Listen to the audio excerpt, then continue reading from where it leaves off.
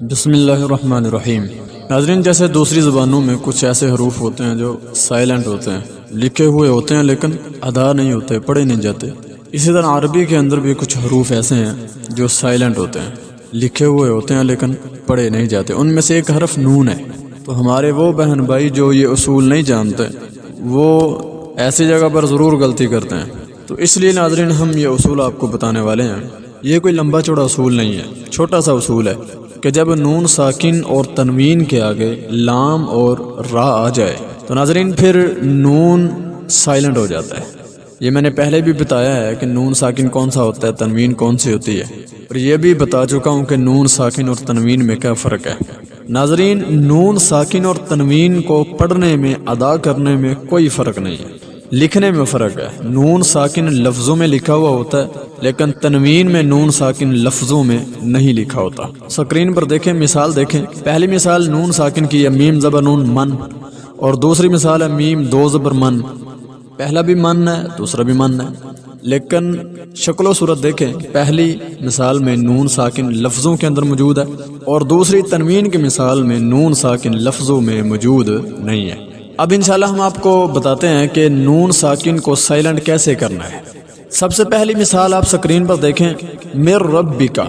اب دیکھیں نون ساکن ہے اور اس کے آگے را آ چکی ہے، تو اب ہم یہاں پر نون ساکن کو سائلنٹ کر دیں گے، ادا نہیں کریں گے۔ لکھا ہوا ہے لیکن ہم اس کو پڑھیں گے نہیں، ہم ڈائریکٹ میم کو را کے ساتھ ملا کر ادا کریں گے، مر ربک، یعنی کہ ایسے پڑھیں گے جیسے نون ہے ہی نہیں ہے، مر ربک۔ تو بعض ہمارے بہن بھائی پڑھ دیتے ہیں من ربک، یہ غلط ہے، مر ربک، یعنی کہ تھوڑا سا نون کو بھی پڑھ دیتے ہیں، را کو بھی مکس کر کے پڑھ دیتے ہیں، یہ بھی غلط ہے۔ اب دوسری مثال آپ سکرین پر دیکھیں، نون ساکن اور لام کی مثال ہے، مل لدن کا۔ اب یہاں پر دیکھیں نون ساکن ہے اور اس کے آگے لام آ چکا ہے۔ اب یہاں پر بھی ہم نون ساکن کو نہیں ادا کریں گے، ہم ڈائریکٹ میم کو لام کے ساتھ ملا کر ادا کریں گے، مل لدن کا، ٹھیک ہے۔ اگر ہم پڑھیں گے من لدن کا، یہ غلط ہے۔ اب ہم چلتے ہیں تنوین کی مثالوں کی طرف۔ تو پہلی مثال ہے ما للبدا۔ اب دیکھیں ما لن، لام کے اوپر دو زبروں کی تنوین ہے اور اس کے آگے لام آ چکا ہے، تو اب ہم نے تنوین کے اندر سے نون ساکن کی آواز کو ختم کرنا ہے۔ تو ناظرین یہ بھی میں نے پہلے کئی دفعہ بتلایا ہے کہ تنوین کے اندر سے نون کو ختم کرنے کا طریقہ یہ ہوتا ہے کہ ایک حرکت کو ختم کر دیتے ہیں، کیونکہ تنوین دو حرکتوں کا نام ہوتا ہے، دو زبر دو زیر دو پیش۔ ایک حرکت کو ختم کریں گے تو ایک حرکت باقی رہ جائے گی، تو نون ختم ہو جائے گا۔ اب یہاں پر لام کے اوپر دو زبروں کی تنوین ہے، ایک زبر کو ختم کریں گے تو نون ختم ہو جائے گا۔ اب ہم یہاں پر لام کو ایک زبر کے ساتھ ادا کریں گے اور لام کے ساتھ ملائیں گے، لام زبر لام لل، ٹھیک ہے، لام زبر لام لل، لام پشلو للو، ما لل لبدا، ما لل لبدا، ما لن لبدا نہیں پڑھیں گے، ٹھیک ہے، ما لل لبدا۔ تو آگے دوسری مثال دیکھیں، وہ را کی مثال ہے، عیشت راضیہ۔